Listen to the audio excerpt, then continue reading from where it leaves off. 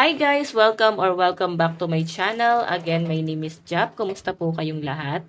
Okay, so ayan guys, maraming salamat po sa walang sawang pagsubaybay sa ating pong daily love reading. And kung ikaw ay bago pa lang sa ating channel, mag-subscribe na po kayo. And i-click mo na rin yung ating notification bell para lagi kang updated sa ating mga bagong upload. Okay? So ayan guys, sa mga interesado po sa ating private reading, iiwan ko na lang po yung link ng aking Facebook sa ating pong description box below.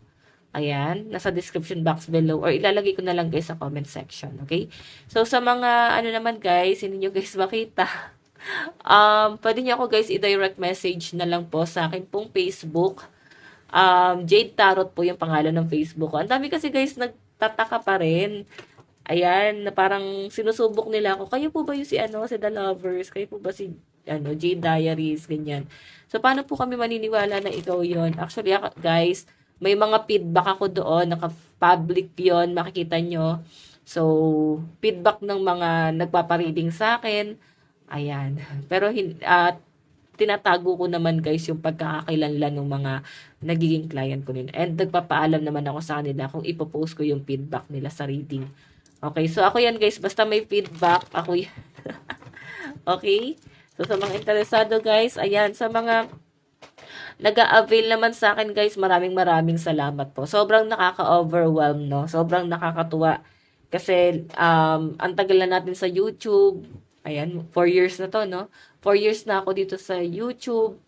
And sila pa rin yung naging client ko, pabalik-balik lang guys. Ay, maraming salamat sa inyo guys. Ayan.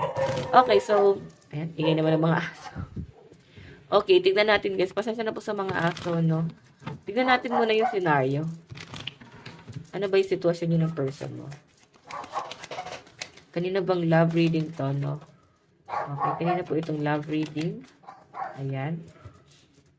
The Fool. Nako. Nakikita ko parang may nagpapakamartir dito. Actually, yung iba sa inyo pwede may nagsisisi. Bakit parang nagoyo nitong taong to? Bakit parang naniniwala pa rin sa taong to? Pero iba sa inyo, guys, pwede may natatauhan na dito. Kumbaga parang may nakakapag-isip-isip na ay, worth it pa ba? Parang ganon.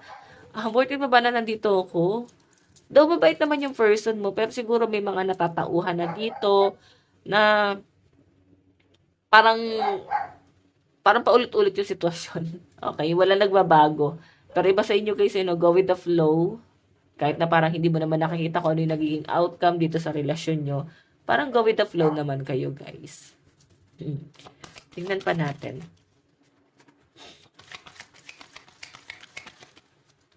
So guys, meron tayong justice, but in reverse. Nako. Parang mahirap kang kalaban. Mahirap kang kaaway, mahirap pag natauhan ka guys, no? Yun yung nasasagap ko sa'yo. Ganito ka lang parang bata lang, isip bata, parang kung ano lang maisipan mong gawin, ganon. So, nakikita ka ng person mo na someone na hindi mahirap pasiyahin, sobrang napakadali mo lang sa lahat ng bagay. Ganon. Natutuwa nga siya sa energy mo na ganyan kasi sobrang jolly lang ng energy. Okay? So, yun nga lang guys, once na matauhan ka, sabi ko sa inyo nga na parang naka-reverse ka na dito. Hindi parang, naka-reverse ka talaga. Tignan mo naman yung itsura mo dito. Oh. Di ba parang, pag natauhan ka, talagang wala na. Paninindigan mo na yon. Tignan natin. Ayan. Meron tayong, the Tower. May natapos na. Pwedeng natauhan ka na. Siguro, na pag nilay-nilayan mo, ano ba nangyari? Titignan natin mamaya May napagnilay-nilayan ka lang.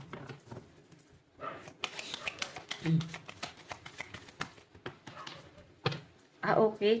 King of Pentacles kasi yung person mo So, parang nakikita mo na parang, masaya naman kayo guys. Wala man ako nakitang problema dito. Siguro, yung iba sa inyo, natauhan ka lang na parang ayaw mo ng ganun lang. Parang, baka hanggang dito lang ba tayo? Makakontento lang ba tayo ng puro pagmamahalan lang? Puro kaligayahan lang? Pero walang galaw? Or parang walang nagaganap sa inyo? So, iba sa inyo guys, pwedeng ito, pregnancy, nag-aantay, siguro ito pinaplano nyo ng person mo na magkaanak kayo, pero parang wala kasi nangyayari. Okay, siguro ito na lang yung kulang sa pagsasama nyo dalawa. Okay, sige, titingnan natin ha. Meron tayong Libra, Capricorn, Taurus, Virgo. Pero, ayan, malakas yung nasagap ko ng mga Libra dito overall energy, no? Okay, so ito guys yung energy ni person. Titingnan natin yung energy ng person mo. Ano yung nararamdaman sa inyo? Nararamdaman ng person mo sa'yo.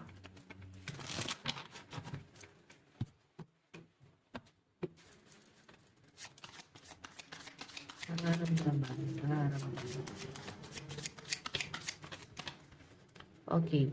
So, meron tayo guys. Oh my God. Death. But in reverse. Naka-reverse. Kasi kung ganito guys, ikaw yung nahihirapan nagmamakaawa. Okay? Pero sa pinapakita sa akin guys, mukhang siya yung magmamakaawa sa inyo. Oh.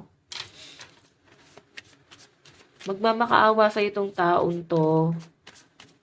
Tignan natin, ba't siya magmamakaawa? Okay. Tignan mo, magmamakaawa pabalik sa'yo. Tignan mo na may energy mo rito. Takot na takot ka sa kanya. Ramdam na ramdam ng person mo yung pag-iwas na ginagawa mo or gagawin mo. Okay, seven of wands, so. Nahihirapan na yung person mo. Gusto kanyang ipaglaban. Nagmamakaawa, ganun yung nakita ko. Pwede kulitin ka nito, guys, no? Pwedeng sobrang sakit nung ginawa sa inyo na tong taong to. Pero malinaw na malinaw sa akin, guys, na matinding impact sa kanya nung mga panahong magkahiwalay kayo or pwedeng natauhan siya na parang ikaw lang yung nagmahal sa kanya at ikaw lang yung nagpapahalaga sa kanya noon. Pwedeng hinahanap niya pa rin sa iba yung pagpapahalaga na yun, pero ikaw lang yung nagmahal at nagpahalaga talaga sa kanya. Ikaw lang yung nagmalasakit. Sobrang natauhan. Grabe yung realization na nasasagap ko rito sa taong to. Tingnan natin. Meron tayong Page of Cups. Nararamdaman sa'yo ng person mo, oh. Mas bata ka siguro sa person mo or grabe yung age gap nyo, guys. Knight of Wands, grabe passionate si person, oh. So, pag ito kasi guys, si Page of Wands yung lumabas, ibig sabihin nito, mahal na mahal ka na itong taong to. Pero tignan mo naman, butiki ba yun? Butiki or ahas, ayan, meron dito. Kung nakikita nyo. So, ibig sabihin, may ahas. May umaahas dito sa person mo. May nagtataksil. O baka guys, nagawa niya na. Yun nga lang kasi guys, nakikita ko gusto niya talaga magbago. May umahabol kasi sa kanya guys, ano. Ayaw siya pakawalan na tong taong to. Pero kasalanan niya yan guys, hindi natin to ito-tolerate, no? Kasalanan niya yan eh. Na parang kung mahal ka talaga niya, iiwan niya to. Pero sa pinapakita kasi sa akin guys, hindi niya maiwan to kasi nagmamakaawa sa kanya guys. Pero nare-realize niya, parang nakukumpara niya yung sitwasyon na parang ikaw, tas itong person na to, may mga bagay siyang nare-realize na parang ikaw pala talaga yung mahal niya. Pero hindi niya mapakawalan tong taong hawak-hawak niya ngayon. Pwedeng ano ba to, asawa niya ba to? Or ito na yung pinakikisamahan niya. Pwedeng matagal na sila nagsasama. Ayan. Or grabe na yung issue sa pagitan yung dalawa. Parang ang hirap na guys ipaglaban nito. Parang ganun yung nasasagap ko dyan. Okay? Titingnan natin ano naman ang tingin sa'yo ng person mo. Kasi yung nararamdaman mo o takot. Ramdam ng person mo yung pag-iwas mo sa kanya. Pagtalikod mo sa kanya. Okay? Bakit hindi niya tinanggap yung paghahabol mo sa kanya noon? So, nagsisisi to. Tingnan natin. Ano naman ang okay. Ano naman ang tingin sa'yo ng person mo sa'yo ngayon? Tingin ng person mo sa'yo ngayon. Meron tayong 7 of Swords. Okay. Meron tayong 3 of Cups. 7 of Swords, 3 of Cups. Tingin sa'yo ng person mo, nagtatago ka. Yan, oh. Nahanap ka nito, blinak mo to. Blinak mo tong taong to, no? Grabe, sa lahat ng social media account or kung saan man pwede kanyang kontakin, blinak mo siya. Ramdam niya eh. Siguro dahil nga may mga pagdududa or pwede pagdududa pa lang naman yung nararamdaman mo. Pero baka totoo na talaga guys kasi lumalabas na nga sa card natin may tao dito na ayaw siyang pakawalan. 'Di ba? So ikaw naman guys, sobra ka nasaktan, 7 of Swords, nagtago, 'Di ba, daig mo pa NPA. Nagtago ka dito, iniiwasan mo kasi nga ayaw mo ng ganitong sitwasyon, Three of Cups. Okay? Tingnan natin. Parang may nakikita ko dito, siguro birthday ba nitong person mo na to? Kasi parang may parang naalala. Nitong November, no? Nitong November lang. Baka Scorpio energy, no? May celebration na parang bigla mo lang naalala or siya ganun din. Same kayo. Meron tayong Three of Pentacles. Diba? Tigisan ng person mo. Ikaw yung tipo ng tao na masyadong matulungin, responsible, and focus talaga sa pagpapamilya, focus talaga sa dito. Focus ka talaga dito sa connection yung dalawa. Hindi para mag-explore pa. Okay, hindi para maghanap pa ng kaligayahan. So, parang tapos ka na doon sa chapter na yon. Pwedeng nagawa mo na kasi noon at na-enjoy mo na eh. Nakikita ka ng person mo na sobrang nagpo-focus ka dito sa relasyon yung dalawa and doon sa plano yung dalawa. Nakikita niya na parang meron kang talagang pangarap para sa relasyon yung dalawa. Willing kang tulungan siya. Okay? Parang hindi lang to guys patungkol sa dahil mahal mo siya. Pwedeng dahil nga partner mo siya. Okay? Pwede, syempre, mag-benefits ka rin doon kung tutulungan mo siya. Ganun naman talaga sa relasyon. Alam mo, tulungan mo, hindi ka mag-benefits dyan, di ba? So, sino ba naman gagawa nun? Para sa'yo lang yan. Parang, tulungan kita ha. Mag-i-invest. Parang business lang yan, guys. Mag-i-invest ka sa isang bagay na parang wala kang mapapala. Di ba parang ang sakit? Sige, sabihin na natin, baka may magsabi kasi siya na, ay hindi madam, ako tutulong lang ako pero wala ko in-expect. Okay. Parang ganito lang yan, guys. Mag-invest ka sa isang bagay na parang iba yung nakinabang. Ano mararamdaman mo? Ito na nga, may ibang person na nga pumapasok sa buhay niya. Nag-invest ka dito, tapos iba lang ang nakinabang dito sa taong to. Di ba? Parang ang sakit. Parang business lang yan, guys. Or parang, totoo yung sinabi nila eh, ikaw yung nagtanim, ikaw yung nagdilig. Tapos nung namunga, ikaw na rin yung nag-ani, pero iba yung kumain. Parang ganon. Diba? Totoo yung kasabihan talaga na yan, guys. So, yung tingin sa'yo ng person mo, nagtatago ka rito. Linap. So, parang siguro, sobrang parang pinabayaan mo na. Kasi sobrang sakit na nung nangyari. Hinayaan mo na siguro. So, si person, guys, nasasaktan din to, no? Hinahanap-hanap ka niya. Nahihiya lang to na i-approach siguro yung pamilya mo or malapit sa inyo kasi gusto niya direct sa'yo eh. May hiya pa rin naman siya, guys, no?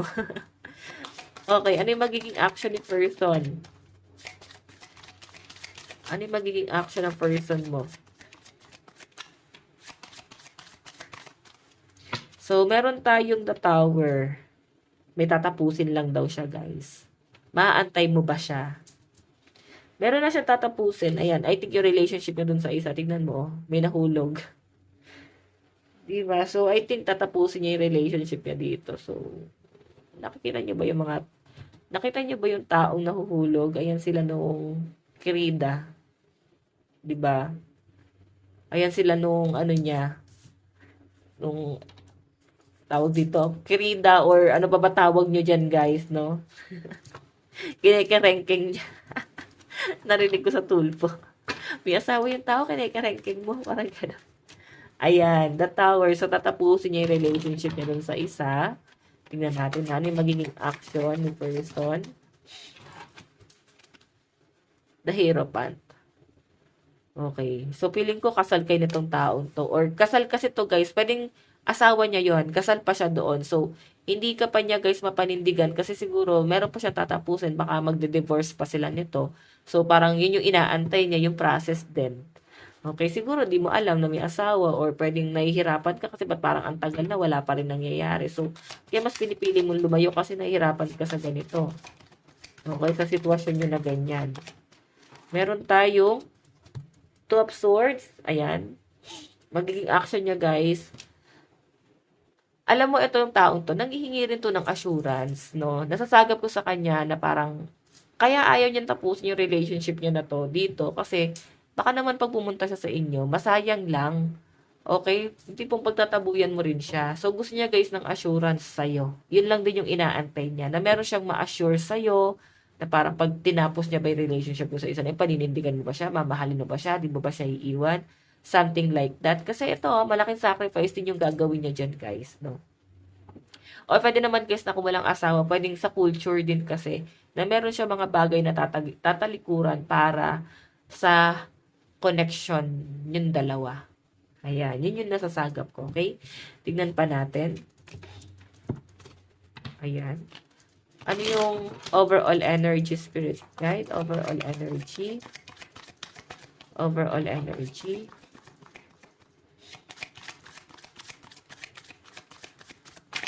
Oops, overall energy. So, meron tayong King of Cups and Two of Cups. Collaboration. Ayan, ba't ako natatawa? Kasi nga, ayan, no, ramdam niya na eh. Nandito na yung energy mo, may collaboration. Okay, pag-uusap pa. Tignan natin sa energy mo mamaya. Oh, Five of Wands, actually. Actually, sa nasasagap ko dito, guys, talagang lalapit siya sa inyo, guys. Ayusin niya talaga yung relationship ng dalawa. Kakausapin ka nito. Pero parang, alam mo ba yun? Yung eksena na parang, stop the car, leave me alone. Parang ganun yung eksena na sasagap ko. Kasi Five of Wands, pag-aaway. Meron kang eksena ang gagawin dito. May pag-walk out siguro iba sa inyo, no? Okay? May mga ganyang ganap. Pero alam mo, ito, the fool kasi maayos ka naman eh. Tapos ito yung person mo, oh. Ito yung pamilya niya siguro, or una niyang asawa, or pwede yung culture niya nga. Pero ikaw pa rin yung sinisigaw niya. Hindi siya masaya kung nasan siya kasi ikaw pa rin yung hinahanap niya. 'Di ba? Sige, tingnan natin guys, ano ba yung mga zodiac sign na malakas. Sa side ni person, ayan, meron tayong Leo, Capricorn, Sagittarius, Taurus, Libra, and Pisces. Meron din tayong Scorpio and Virgo. Okay. Sige, tignan pa natin guys sa side mo. Ito, gamitin natin, no? Nararamdaman mo kay person.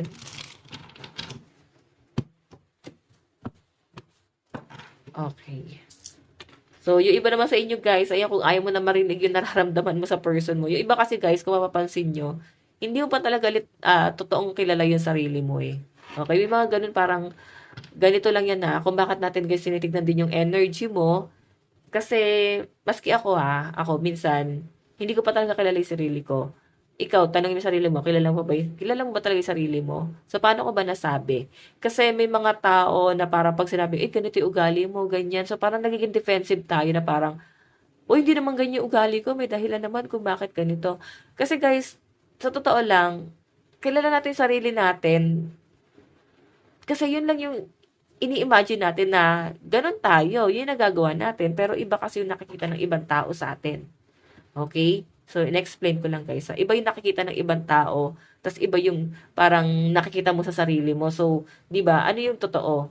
Kung ano yung nakikita sa'yo ng ibang tao, yun yun. Minsan, mas kilala pa tayo ng ibang tao kaysa kilala natin sarili natin. Sa totoo lang guys. No? Okay. Kaya tinitignan natin guys yung energy nyo din. Ayan. So, tignan natin guys nararamdaman mo sa person mo. Okay, baka naguguluhan ka. Ano ba talaga nararamdaman ko sa kanya? Mahal ko ba? Ganyan. Sige, tignan natin ano nararamdaman mo? Meron tayong the Hierophant. So, actually, pinagdarasal mo na lang ang lahat, no? Okay? Pinapanalangin mo na lang ang lahat-lahat. King of Swords. Actually, matalino ka namang tao. Three of Wands kasi nag-aantay ka na lang na kung ano yung pwedeng mangyari. So, kung ano yung nararamdaman mo sa kanya, di mo alam eh. Di mo na rin alam kasi nakatingin ka kasi doon sa conflict, yun ang nakikita ko sa inyo. So, ngayon, hindi ka na nakabase sa nararamdaman mo. Tinitignan mo na lang dito kung ano yung magiging sitwasyon mo once na mas pinili mo siya. Ano yung magiging sitwasyon? Ano yung mangyayari sa amin? So, tinitignan mo yung magiging conflict niyong dalawa. Yan yung nasasagap ko. Yung nararamdaman mo sa person mo. Masyado siyang komplikadong tao. Okay? Sige, tignan pa natin. Wait lang, guys. Okay, ano naman yung tingin mo kay person? Okay, tingin mo kay person. Tingin mo sa person mo. Okay. Meron tayong Seven of Swords. Nabubuisit ka sa taong to. Parang, alam mo, demonyo siya. Parang gano'n yung energy na sasagap ko. Three of Swords, ayan, nilagay ka talaga sa third party or kahit hindi naman guys third party, pwedeng yun yung tinitingnan mo sa sitwasyon na parang, ito talaga ako, ito talaga yung role ko sa buhay mo, parang ganyan. Seven of Swords, nakikita ko na sobra kang na-attach dito kay person mo guys, at hirap ka nang umalis din sa attachment na yan. Two of Swords, puro swords guys. Okay, matalino kang tao pero bakit ganito, no? Nagiging bobo ka sa love. Yan ang nakikita ko sa inyo dito guys. Okay? So, ano yung tingin mo sa kanya? Pinahihirapan ka niya. Pinahihirapan niya yung loob mo, sinasaktan ka niya na parang, kung totoo niya akong mahal, dapat hindi niya ako sinasaktan ng ganito. Parang ganun yung ganap dito, no? Sige, tignan natin ano naman yung magiging action mo kung sakali, no? Ano yung magiging action? Oops. Ayan. Meron tayong The Tower ending. Tinapos mo na. Page of Pentacles. Medyo mabagal lang talaga. Mabagal ka mag-decide dito. Parang nandun ka pa sa point na parang nagpapahabol pa effect, no? Ganun yung nasasagap ko sa inyo. Okay? Okay. Oh, Ace of Pentacles, oh. Actually, napakagaan ang nasasagap po sa energy mo kasi napaka-pure ng intention mo talaga sa taong to. And ikaw yung tipo ng tao na ayaw mo na may natatapakan kang ibang tao, may nasasaktan ka, or may madadamay na ibang tao kung ipipilit may bagay na gusto mo. So parang, di bali ikaw yung mag-sacrifice, no? Di bali ikaw yung nasasaktan, okay lang. Kaya nga yung energy mo rito guys, Ace of Pentacles, binibless ka kasi ganyan ka mag-isip, maganda yung plano mo. Okay? Napaka-practical din ang nakikita ko sa inyo, guys. Napakagaan, grabe. Alam mo yung parang gigising ka sa umaga na sasalubungin mo yung yung liwanag, yung pag-angat ng araw. Okay? Sunrise ba yun? Yeah, sunrise. 'Di ba? Parang ganun yung energy, napakagaan, yung simoy ng hangin tuwing Pasko, guys. Napakalamig, payapa. Ganyan na sasagap ko sa inyo, guys. So, yung magiging action mo, guys, mas pipiliin mo yung peace of mind mo. Okay? Ayan. Mas pipiliin mo kung ano yung kagustuhan mo dito sa sitwasyon. So, guys, angel number 222, apat na 2. Piling ko merong mensahe sa inyo, inyong mga spirit guide. Ayan, tignan nyo, guys, sa inyong Google, no? Angel number 222, apat na 2. Grabe, ayan, sige, sinerch ko na, guys, para sa inyo kasi baka hindi nyo naman, guys, tignan. So, kung makita nyo, guys, sabi dito, angel number 222, ayan, angel number 222 represent building a path forward and striving for progress. It's a signal from your angel to continue applying yourself to your healing and happiness. Staying focused on your self-love and working through your shadow aspect are key components to further unlocking your twin flame connection. Oh my God, twin flame mo tong taong to siguro, guys. Eto ha, napakaganda nung sinabi, parang tugma dito guys sa sinabi, parang tugma dito sa message sa'yo dito sa reading natin. Na parang mag-self-love ka siguro muna. Naalala mo yung sinabi ko sa inyo na parang yung energy na nasasagap ko, yung parang gigising ka sa umaga na parang sasalubungin mo yung sikat ng araw. Tapos yung simoy ng hangin, napakalamig, napakapayapa. So parang ganun yung sinasabi ng angel gabay mo, no? Okay? So, ayan, may nakalimutan ako yung outcome pa pala, sorry. Okay. Tingnan natin, guys, ano yung magiging outcome. So, meron tayong the star. Yun na nga, mag-self-love, focus ka muna sa growth and healing. Tuloy-tuloy mo lang, guys. May magandang mangyayari din dito, guys, no? Hindi na para maguluhan ka pa. Huwag ka nang maguluhan pa, guys. Focus ka muna sa sarili mo. Mahalin mo muna yung sarili mo, okay? Yan po yung sinasabi sa inyo dito, guys. Okay, so tingnan natin, guys, ano yung mga malalakas na zodiac sign sa side mo. Ayan, meron tayong Scorpio, Libra, Sagittarius, Aquarius, Capricorn, Pisces, Aries. Ayan, diba? Pero titignan pa natin mamaya, guys, ano yung mga zodiac sign na malalakas. Okay. Kunin natin, guys, yung energy ulit. Sa napatungo, ano yung magaganap? Sa napatungo, spirit guide. Katay ng dalawang card. Oh, the tower. Sige, tatlo na. The devil. Si person mo guys, siya yung the devil, no? Ito yung energy mo eh, Five of Swords. Parang tama na, ayoko na mahirapan, nasasaktan na ako ng sobra-sobra. So, parang kahit hindi mo pa kaya i-let go tong taong to, guys. I-let go mo to eh. Ganun ang saga. Tignan mo, happy-happy lang siya. Ginagawa niya yung mga bagay na gusto niya. Na hindi niya man lang, guys, kino-consider kung nasasaktan ka ba or nahihirapan ka ba sa sitwasyon or sa connection yung dalawa. So, parang bugbog sarado ko na eh. Kasi paramdam niya sa inyo na mahal ka niya, guys. May parang hihilingin mo na palayain ka na nitong taong to. Kasi sobrang nahihirapan ka. Okay? Sige, tignan natin, guys. Pero ano nyo, guys, hahabulin ka nitong taong to. Oh my God. Nagmamadali, no? Ganun yung energy. Ganun yung atake. Tignan natin, guys, yung love advice. Meron tayong self-respect. Diba? Puro talaga to, guys, sa self-love. So, sinasabi rito, guys, kung may respeto ka sa sarili mo, mahalin mo yung sarili mo. Huwag mo ilagay yung sarili mo sa kahihiyan.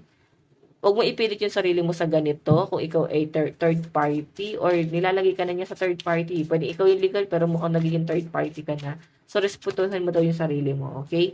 Meron tayong the distorted feminine. Yung iba sa inyo, guys, ayan, buuin mo yung sarili mo. And yung bottom of the deck, guys, worthiness, diba? Kailangan mahanap mo yung worth mo. Okay? Parang pagpapaganda lang yan, guys. Ay, lagi, ang dami ko ng example sa inyo, guys. Parang pagpapaganda lang yan. Di ba? Parang ginagastos mo yung sarili mo sa pagpapaganda, pagpapapogi, nagji-gym ka, madami ka ni-invest na makeup, binibiling gamit para sa sarili mo, para lang maging better ka, di ba? So, tapos, sasaktan ka lang ng ganito. Yun na lang, guys, yung isipin mo, eh. Nag-i-invest ka sa pagpapaganda, pagpapagwapo, tapos, masasaktan ka lang ng ganito, guys. Hindi, guys, worth it. 'Di ba? Yun na lang isipin mo eh. Tignan natin, guys. Mensahe sa'yo ng person mo. Meron tayong I love you unconditionally. So, kung tinatanong mo siya, ano ba nagustuhan sa akin? Alam nyo, guys. Hindi rin alam ng person mo, pero mahal ka nito. Mahal ka ng person mo. Okay? Tignan pa natin message ni person sa'yo. It's time for me to heal now. Ayan. I love you unconditionally. It's time for me to heal now. So, sinasabi sa akin dito, guys, na parang, eto na yung panahon na parang ayusin na natin kasi parang ready na ako. Ganon. So, kung kailan naman siya, guys, naging ready, saka naman ikaw yung hindi naging handa na dito. Okay? Mas nakikita mo na yung worth mo. Or, kung may mga nagugunuhan pa rin dito, kagaya ng pinakita sa atin ng Five of Swords, so siguro sinasabi dito na mas piliin mo muna yung sarili mo, okay? Tignan pa natin, you don't know how hard it was to let you go. Gawin natin thumbnail, ayan. Sabi ng person mo, I love you unconditionally. It's time for me to heal now. You don't know how hard it was to let you go. So, sinasabi ng person mo na sobrang nahihirapan siya ngayon, sobrang nasasaktan siya. Gusto na niya, guys, na mabuo siya ulit, no? May mga mali siyang desisyon na ginawa sa buhay niya na ngayon na pinipili niya na itama. And feeling niya kasi ikaw yung isa sa mga tao na pwedeng gawin tama yung mga desisyon niya sa buhay. Yun nga lang, guys. Hindi na eh. Ikaw naman yung masasaktan. Ikaw na naman yung magsasuffer dito. And tignan mo yung bottom of the deck, guys. I want to feel that way again. Yan sasabi ng person mo. Gusto niya ulit ma-feel yung pagmamahal mo sa kanya. Gusto kanya ulit ma-feel. Okay? So, yan. Meron tayong energy ng swords. Aquarius, Gemini, Libra, no? So, guys, ito lang po ang inyong daily love reading. Again, sa mga interesado sa ating private reading, iiwan ko po yung link ng aking Facebook sa ating po description box below or sa comment section. Bukas po ulit. God bless and love you all. Bye-bye.